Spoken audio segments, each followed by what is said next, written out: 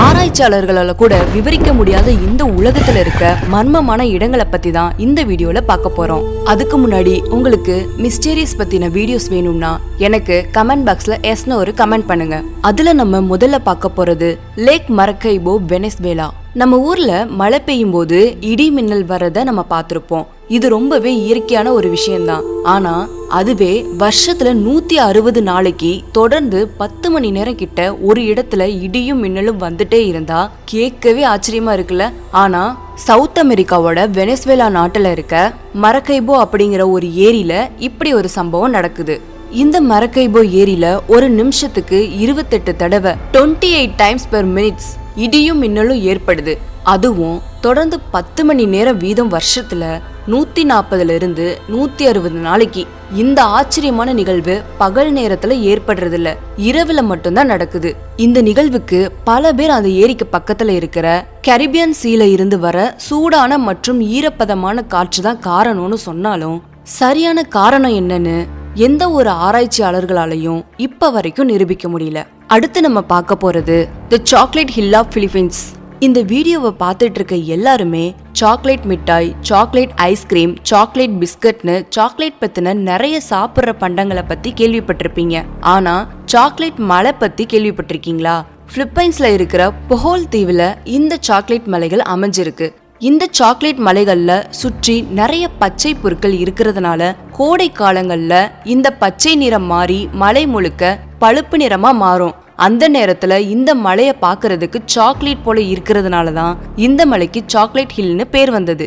இந்த இடத்துல ஒரே அளவுல மொத்தம் 1200 இருந்து 1800 மலைகள் வரைக்கும் சுமார் 50 சதுர கிலோமீட்டர் பரப்பளவுல பரவி இருக்கும். அந்த அளவுக்கான மலைகள், அதுவும் எல்லாம் ஒரே மாதிரியான முக்கோண வடிவமைப்புல எப்படி இந்த இடத்துல உருவாகி இருக்கும்னு பல பேர் பல காரணங்களை சொன்னாலும் சரியான காரணம் இதான்னு யாராலையும் இப்ப வரைக்கும் உறுதிப்படுத்த முடியல.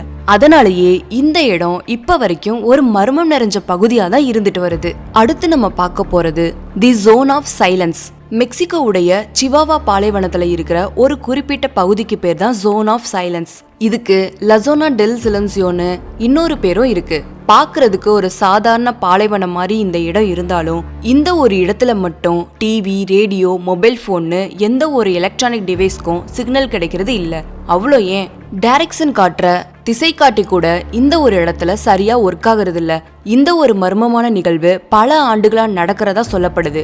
இதுக்கு ஏலியன்ஸ் தான் காரணம்னு அங்க இருக்க ஊர் மக்கள் சொன்னாலும் இயற்கையாவே இந்த இடத்துல எந்த ஒரு எலக்ட்ரானிக் டிவைஸ்க்கும் சிக்னல் கிடைக்கிறது இல்லைன்னு ஆராய்ச்சியாளர்கள் உறுதிப்படுத்திட்டு இருக்காங்க. ஆனா ஏன் இந்த இடத்துல மட்டும் இது நடக்குது அப்படிங்கிற கேள்விக்கு ஆராய்ச்சியாளர்கள் கிட்டயே இப்ப வரைக்கும் பதில் இல்ல. அடுத்ததான் நம்ம பார்க்க போறது தி டான்சிங் ஃபாரஸ்ட்.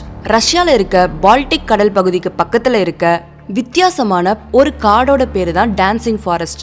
இந்த டான்சிங் ஃபாரஸ்ட்ல வளர்ற மரங்கள் மட்டும் ரொம்பவே வித்தியாசமா வளைஞ்சு நெளிஞ்சு காணப்படுது. 1960 வரைக்கும் இப்படி ஒரு ஃபாரஸ்ட் இருக்குதுன்னு யாருக்குமே தெரியல. ஆனா அதுக்கப்புறம் தான் இந்த ஒரு ஃபாரஸ்ட் கண்டுபிடிக்கப்பட்டது. இந்த டான்சிங் ஃபாரஸ்ட்ல இருக்க மரங்கள் இப்படி வளைஞ்சு நெளிஞ்சு காணப்படுறதுக்கு பின்னாடி நிறைய கதைகளும் அறிவியல் காரணங்களும் சொல்லப்படுது. இந்த மரங்களோட இந்த வித்தியாசமான வளர்ச்சிக்கு அங்க இருக்கிற நிலையில்லாத மண்ணோட தன்மைனும் இன்னும் சிலர் அங்க அடிக்கிற வேகமான காத்துனாலையும் இப்படி வளரலாம்னு சொல்றாங்க. ஆனா இது வரைக்கும் இந்த மரங்கள் ஏன் இப்படி வளருதுன்னு யாருக்குமே தெரியல. அடுத்ததா தி டெவில்ஸ் கெட்டல். அமெரிக்காவோட மினசோட்டால இருக்க CR மேக்னி ஸ்டேட் பார்க்ல தான் இந்த ஒரு வித்தியாசமான இடம் இருக்கு. இங்க இருக்கிற ரூல் ரிவருக்கு மத்தியில இருக்கிற ஒரு வினோதமான நீர்வீழ்ச்சியோட பேரு தான் டெவில்ஸ் கெட்டல். பொதுவா இந்த ரூல் ஆறுல வர தண்ணீர் ஒரு குறிப்பிட்ட இடத்துல 2 பகுதிகளா பிரிஞ்சு 2 நீர்வீழ்ச்சியா கீழே விழுகுது. எல்லா நீர்வீழ்ச்சிகளையும் தண்ணீர் கீழே தான் விழுகும்னு நீங்க நினைக்கலாம். ஆனா அங்கதான் அந்த வினோதமான நிகழ்வே நடக்குது. இப்படி 2 பகுதிகளா பிரியிற நீர்வீழ்ச்சியில ஒரு நீர்வீழ்ச்சி சாதாரணமா கீழே விழுகுது. ஆனா இன்னொரு நீர்வீழ்ச்சி அங்க இருக்கிற ஒரு பாறையில பட்டு ஒரு மிகப்பெரிய குகை வழியா உள்ள போகுது. இதுல ஆச்சரியம் என்னன்னா அந்த குகை வழியா விழுகிற தண்ணி வேற எந்த வழியாவும் வெளியே வருவதே கிடையாது. அது மட்டும் இல்லாம அந்த குகையில விழுகிற தண்ணி எந்த வழியா வெளியே போகுதுன்னு யாருனாலையும் இது வரைக்கும் கண்டுபிடிக்க முடியல. இதுக்காக பல ஆராய்ச்சிகள் அந்த இடத்துல நடந்திருக்கு. 500 பிங்க் பாகு பால்ஸ அந்த குகையில ஆராய்ச்சியாளர்கள் போட்டிருக்காங்க. ஆனா அந்த பால்ஸ் இதுவரைக்கும் எங்க போனதுன்னு யாருக்குமே தெரியல. இது மாதிரி கலர் டைஸ், GPS டிராக்கர்னு பல பொருட்களை வச்சு முயற்சி செஞ்சிருக்காங்க. அவ்வளோ ஏன் ஒருத்தர் தன்னோட காரையே அந்த குகையில போட்டு முயற்சி செஞ்சதாகவும் சொல்லப்படுது. ஆனா அப்பவும் அந்த குகையில விழுகிற தண்ணி எங்க போகுதுன்னு யாருனாலையும் கண்டுபிடிக்க முடியல. அடுத்ததா ஏஐ நாஸ்லா சவுதி அரேபியா. சவுதி அரேபியால டெய்மா ஒவேசஸ்ல 20 அடி உயரமும் 30 அடி அங்குலமும் இருக்கிற ஒரு பாறையோட பெயர் தான் ஏஐ நாஸ்லா ராக். ஒரு பாலைவனத்துக்கு நடுவுல அமைஞ்சிருக்கிற இந்த ஏஐ நாஸ்லா ராக் பாக்குறதுக்கே ரொம்ப விசித்திரமா இருக்கு. அது என்னன்னா, இந்த ஏஐ நாஸ்லா பாறைகளுக்கு நடுவுல செங்குத்தான சீரான ஒரு இடைவெளி காணப்படுது. அதாவது லேசரை வச்சு ஒரு பாறையை வெட்டினா எப்படி இருக்குமோ அதே மாதிரி ஒரே நேர்கோட்டுல அது பாக்குறதுக்கு இருக்கு. 4000 ஆண்டுகளுக்கு பழமையான இந்த பாறைகளுக்கு நடுவுல எப்படி இந்த மாதிரி ஒரு சீரான இடைவெளி வந்ததுன்னு ஆராய்ச்சியாளர்களால இன்னைக்கு வரைக்கும் கண்டுபிடிக்க முடியல. சில பேர் பாறையோட இந்த அமைப்புக்கு பின்னாடி ஏலியன்ஸ் தான் இருக்காங்கன்னு, இன்னும் சில பேர் இது இயற்கையாவே நடந்த ஒரு நிகழ்வுனால ஏற்பட்ட இடைவெளின்னு சொல்றாங்க. சரி, நீங்க சொல்லுங்க, இயற்கையா நடக்கிற ஒரு நிகழ்வுனால இந்த மாதிரி சீரான இடைவெளியில ஒரு பாறையை பிளவுபடுத்த முடியுமா? கமெண்ட்ல சொல்லுங்க. அடுத்ததா டாபி ஸ்டார். இப்போ நம்ம கிட்ட இருக்கிற அட்வான்ஸான டெக்னாலஜியை வச்சு முன்பு எப்பவும் இல்லாத அளவுக்கான நிறைய விண்வெளி சார்ந்த ஆராய்ச்சிகளை இந்த காலகட்டத்துல பண்ண முடியும். இப்படி நிறைய விண்வெளி சார்ந்த ஆராய்ச்சிகளை நாம தொடர்ச்சியா பண்ணும்போது விண்வெளியில இருக்கிற நிறைய விசித்திரமான நிகழ்வுகளை நம்மளால கண்டுபிடிக்க முடியும். அப்படி நம்ம கண்டுபிடிச்ச ஒரு விசித்திரமான நிகழ்வுகள்ல ஒண்ணுதான் இந்த டாபி ஸ்டார். இதுக்கு KIC 8462852ன்னு இன்னொரு பேரும் இருக்கு. இது பூமியில இருந்து சுமார் 1470 ஒளியாண்டுகள் தூரத்துல இருக்க ஒரு நட்சத்திரம். பொதுவா விண்வெளியில ஒரு நட்சத்திரம் மற்றும் அதை சுற்றி இருக்கிற கிரகங்களை எப்படி கண்டுபிடிக்கிறாங்க அப்படின்னா, அந்த கிரகம் அந்த நட்சத்திரத்தோட ஒளியை மறைக்கிறத வச்சுதான் இங்கே ஒரு கிரகம் இருக்கலாம் அல்லது ஒரு விண்கலோ நிலவோ இருக்கலாம்னு கண்டுபிடிக்கப்படுது. ஆனா அப்படி ஒரு கோளோ அல்லது ஒரு விண்கலோ ஒரு நட்சத்திரத்தோட ஒளியை மறைக்கும் போது அந்த நட்சத்திரத்தோட ஒளி 1% மட்டும்தான் மறைக்கப்படும். ஆனா இந்த டாபி ஸ்டார் மட்டும் வழக்கத்துக்கு மாறா அதோட ஒளியில 22% வரைக்கும் மறைக்கப்படுது. அதாவது ஒரு லைட் டிம் ஆகி மறுபடியும் பிரைட் ஆனா எப்படி இருக்குமோ அது மாதிரி. இதுக்கு பல பேர் ஏலியன் தான் காரணம்னு சொன்னாலும் இப்ப வரைக்கும் ஏன் இப்படி நடக்குதுன்னு ஆராய்ச்சியாளர்களுக்கு கூட ஒரு புரியாத புதிராதான் இருக்கு. அடுத்ததா ஐ ஆஃப் சஹாரா. உலகத்திலேயே மிகப்பெரிய பாலைவனமா இருக்க சஹாரா பாலைவனத்துல இருக்க ஒரு வித்தியாசமான அமைப்பு தான் இந்த ஐ ஆஃப் சஹாரா. வானத்துல இருந்து பாக்குறதுக்கு ஒரு பிரம்மாண்ட கண் போன்ற அமைப்புல இருக்கிறதுனாலதான் இத ஐ ஆஃப் சஹாரான்னு சொல்றாங்க. எதனால இந்த இடத்துல இந்த அமைப்பு ஏற்படாதுங்கிறதுக்கு நிறைய காரணங்கள் சொல்லப்பட்டாலும் உறுதியான காரணம் என்னன்னு யாருக்குமே தெரியாது. சில பேர் இங்க ஒரு மிகப்பெரிய விண்கல் விழுந்ததுனாலதான் இந்த அமைப்பு உருவாகி இருக்கும்னும், சிலர் இது பூமிக்கடியில உள்ள பாறைகளின் உயர்வு தாழ்வு காரணமாக உருவான ஒரு புவியியல் அமைப்புனும், இன்னும் சில பேர் இது கண்டங்கள் பிரியும் போது உருவான ஒரு அமைப்புனும் சொல்றாங்க. ஆனா உறுதியான காரணம் என்னன்னு யாராலையும் உறுதிப்படுத்த முடியல. அடுத்ததா தி சர்காசோ சி. கடல்னாலே கண்டிப்பா ஏதாவது ஒரு பக்கம் கரை இருக்கும். ஆனா கரையே இல்லாத கடலை பத்தி கேள்விப்பட்டிருக்கீங்களா? அதுதான் அட்லாண்டிக் பெருங்கடல்ல இருக்க சர்காசோ கடல். இதுதான் இந்த உலகத்திலேயே கரையே இல்லாத ஒரே ஒரு கடல். 4 பக்கத்துல இருந்தும் வர கடல் சுழற்சியாலதான் இந்த சர்காசோ கடல் உருவாகி இருக்கு. இந்த கடல் கிட்டத்தட்ட 4 மில்லியன் சதுர கிலோமீட்டர் பரப்பளவும் 5000 முதல் 23,000 அடி ஆழமும் கொண்டது.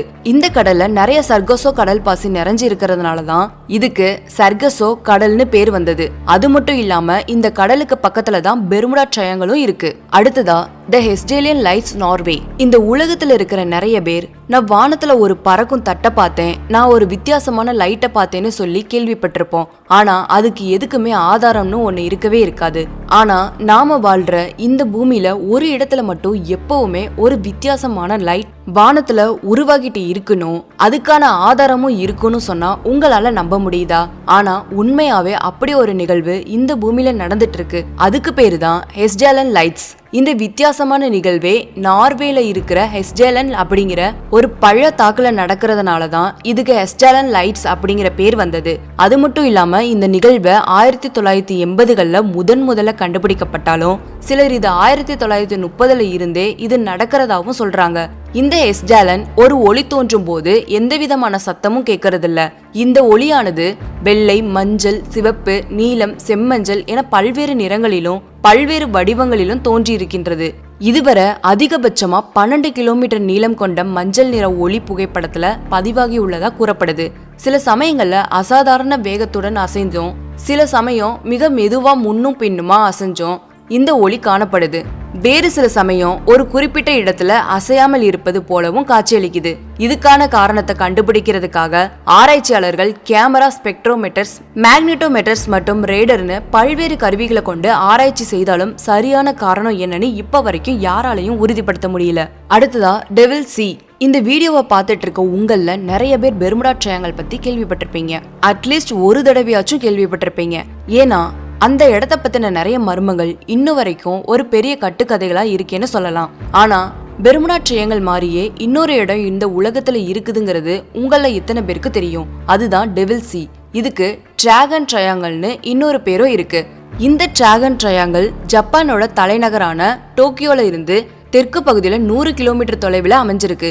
இந்த இடத்தை ஏன் டெவில் சி, அதாவது பிசாசுகளின் கடல்னு சொல்றாங்கன்னு பார்த்தோம்னா, இந்த பகுதியை கடந்து செல்ற பல கப்பல்களும் படகுகளும் மர்மமான முறையில காணாம போயிருக்கு. அதுல இருந்து தான் இந்த இடம் மிகப்பெரிய அளவுக்கு பேசு பொருளா மாறி இருக்கு. குறிப்பா சொல்லணும்னா 1950ல இந்த வழிய போன ஜப்பானோட கப்பலும் 1953ல 700 பேர் பயணம் செஞ்ச 2 ராணுவ கப்பலும் இந்த இடத்துல காணாம போயிருக்கு. அது மட்டும் இல்லாம அந்த ராணுவ கப்பல்கள்ல பயணம் செஞ்ச 700 பேருக்கும் என்ன ஆச்சுங்கிறது இப்ப வரைக்கும் யாருக்குமே தெரியல. இதுக்கான காரணமா ஆராய்ச்சியாளர்கள் இந்த குறிப்பிட்ட இடத்துல அளவுக்கு அதிகமா புவியீர்ப்பு விசை இருக்கிறதுனாலையும், மேலும் சூரியன்ல இருந்து வர மின்காந்த அலைங்களோட தாக்கம் இந்த இடத்துல அதிகமா காணப்படுறதுனாலதான் இந்த இடத்துல வர கப்பல்கள் உள்ள இழுக்கப்படுறதா சொன்னாலும் இதுக்கான சரியான காரணம் என்னன்னு யாராலையும் இன்னும் சொல்ல முடியல. அதனாலேயே இந்த இடம் இப்ப வரைக்கும் மர்மமாவே இருக்கு. அடுத்ததா த டாவ்ஸ் ஹம், நியூ மெக்சிகோ. நியூ மெக்சிகோ பகுதியில இருக்கிற ஒரு சின்ன டவுனோட பேரு தான் டாவ்ஸ். பொதுவா நம்மளுக்கு ஒரு சப்தம் கேக்குது அப்படின்னா அது எங்க இருந்து வருது அப்படிங்கறத நம்மளால உணர முடியும். ஆனா இந்த இடத்துல வாழுற சில மக்களுக்கு ஒரு விசித்திரமான சத்தம் கேக்குறதாவும், அதுலயும் குறிப்பா அந்த சத்தம் எங்க இருந்து வருது அப்படிங்கறத தெரியலன்னு சொல்றாங்க. இப்படி இந்த இடத்துல மட்டும் தொடர்ந்து கேட்டுக்கிட்டே இருக்க இந்த வித்தியாசமான சத்தம் எங்க இருந்து வருது அப்படிங்கறத கண்டுபிடிக்கிறதுக்காக நிறைய ஆராய்ச்சிகள் செய்தாலும் சரியா எங்க இருந்து வருது அப்படிங்கறத யாராலையும் கண்டுபிடிக்க முடியல. இதுக்கான காரணமா நிறைய பேர் இது ஒரு மனநோய் என தொடங்கி பூமியின் நில அதிர்வு, மிலிட்ரி ஆராய்ச்சிகள் நடக்கிறது என அடுக்கடுக்கா பல்வேறு விளக்கங்கள் அளிக்கப்பட்டாலும் இப்ப வரைக்கும் அந்த ஒலி கேட்டுக்கொண்டுதான் இருக்குது. அடுத்து நம்ம கடைசியா பார்க்க போறது தி நாஸ்கா லைன்ஸ் பேரோ. தென் அமெரிக்காவுடைய பெருநாட்டுல உள்ள நாஸ்கா எனும் இடத்துல மிகப்பெரிய நிலப்பரப்புல வரையப்பட்டுள்ள கோடுகள் தான் நாஸ்கா கோடுகள். இங்க 500 சதுர கிலோமீட்டர் பரப்பளவு முழுசும் இந்த வரைகோடுகள் காணப்படுது. மிகப்பெரிய வெட்ட வெளிகள்ல மிக நேர்த்தியா வரையப்பட்டுள்ள இந்த சித்திரங்களும் கோடுகளும் தான் உலகின் அதிக மர்மங்கள் நிறைஞ்ச இடங்களில முதன்மையானதா பார்க்கப்படுது. இந்த கோடுகள் விலங்குகள், பறவைகள், தாவரங்கள் போன்ற பல வடிவமைப்புகள்ல காணப்படுது. அது மட்டும் இல்லாம இந்த ஓவியங்களையும் கோடுகளையும் விமானத்துல இருந்து மட்டும்தான் முழுமையா பார்க்க முடியும். இந்த கோடுகள் 6ஆம் நூற்றாண்டின் காலப்பகுதிகளில் வசித்த நசுகா நாகரிக மக்களால் வரையப்பட்டதுன்னு நம்பப்பட்டாலும் வழக்கம் போல இது வேற்று கிரக வாசிகளின் விமானங்களுக்காக வரையப்பட்ட கோடுகள்னு சில பேரோட கருத்துக்கள் சொல்லப்பட்டு வருது. இப்படியா பல கருத்துக்கள் சொல்லப்பட்டாலும் இது யாரால் எதுக்காக வரையப்பட்டது என இன்னைக்கும் உறுதியா சொல்லப்படல. இந்த வீடியோ இதோட முடிவுக்கு வருது. இந்த வீடியோல நீங்க பார்த்த விசித்திரமான இடங்கள்ல எந்த இடம் உங்களை உண்மையாவே ஆச்சரியப்படுத்துச்சுன்னு எனக்கு கமெண்ட் பண்ணுங்க. உங்களுக்கு இந்த வீடியோ பிடிச்சிருந்தா லைக் பண்ணுங்க, உங்க ஃப்ரெண்ட்ஸ் எல்லாத்துக்கும் ஷேர் பண்ணுங்க. இது மாதிரி வீடியோக்கள் உங்களுக்கு வேணும்னா நம்ம சேனலை சப்ஸ்கிரைப் பண்ணிக்கோங்க. நன்றி.